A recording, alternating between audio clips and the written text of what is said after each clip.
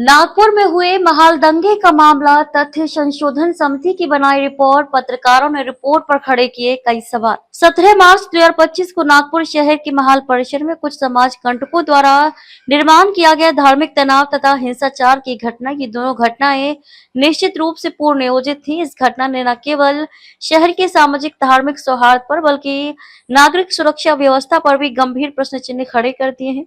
इस प्रमुख निष्कर्ष तक भारतीय विचार मंच की सत्य शोधक समिति पहुंची है। धार्मिक और सामाजिक समरसता के शहर के रूप में विख्यात नागपुर में हुई इस घटना का सच जनता के सामने लाने के उद्देश्य से सामाजिक और निष्पक्ष संगठन भारतीय विचार मंच ने पहल करते हुए एक स्वतंत्र समिति का गठन किया, लेकिन इस समिति में मुस्लिम समुदाय का कोई व्यक्ति शामिल नहीं किए जाने से पत्रकारों ने इस समिति की रिपोर्ट की सत्यता पर कई सवाल खड़े किए। समिति ने हिंसा के दूसरे दिन अपना काम शुरू किया। रिपोर्ट के मुताबिक दंगे की शुरुआत की घटनाओं के क्रम को देखते हुए यह पूर्व नियोजित था। कब्र की प्रतिकृति और हरे कपड़े को जलाना तो बस अस्थायी बहाने थे। दंगे के पीछे और भी कई कारण थे। समिति ने बताया कि देश में हाल की घटनाओं के बारे में मुस्लिम समुदाय में फैलाई गई गलतफहमियों ने इस घटना को काफी हद तक बढ़ावा दिया। समाज के लोगों की गाड़ियां बराबर पहले 4 बजे के पहले निकाल दी। उसके बाद बड़े बड़े उनके ईंटें थी, सीमेंट के ब्लॉक्स थे, वो बिना तैयारी के नहीं हो सकता। और उन्होंने सब जगहों में जैसा एक पैटर्न आता है, ध्यान में बहुत जगहों में आ रहा है कि वो पुलिस पे हमला करना। अगर पुलिस पे हमला हो गया तो बाकी तो लोग सामान्य नागरिक तो हड़बड़ हो जाता है।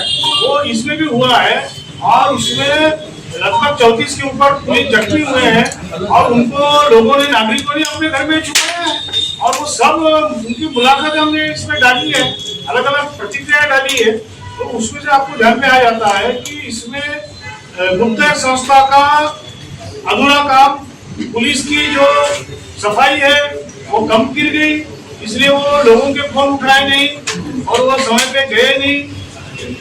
और तीसरी बात इसमें से जो है कि पुलिस ने एक अच्छा काम भी किया है, जो हमने बताना चाहिए कि उन्होंने बीच में वो खड़े रह गए, हिंदू और मुस्लिम के बीच में, उसके कारण दंगा का व्यापक स्वरूप नहीं हुआ और अपना जो देश में जो एक गलत संदेश जाना था वो रुक गया और हिंदू मुसलमान कोई भी स्थिति में हो हम उस दंगे को भड़काएंगे नहीं, ऐसी प्रवृत्ति भी ध्यान में आई।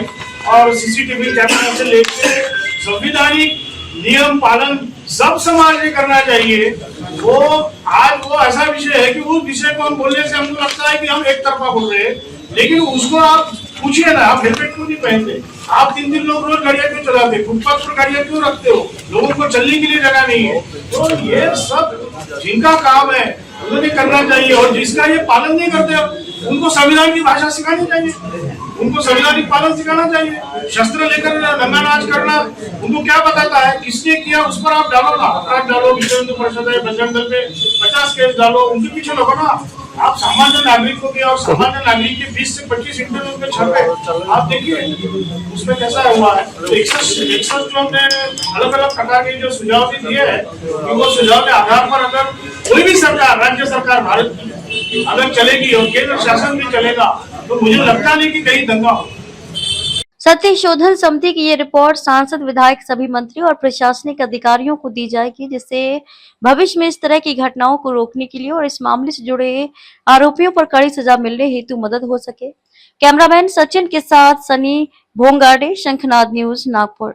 क्या आप भी चाहते हैं जटिल रोगों पर विशेष रूप से आयुर्वेदिक उपचार? तो मिलिए 77 वर्षों से आयुर्वेद सेवा में लगी हुई शिवशंकर आयुर्वेदिक एजेंसी।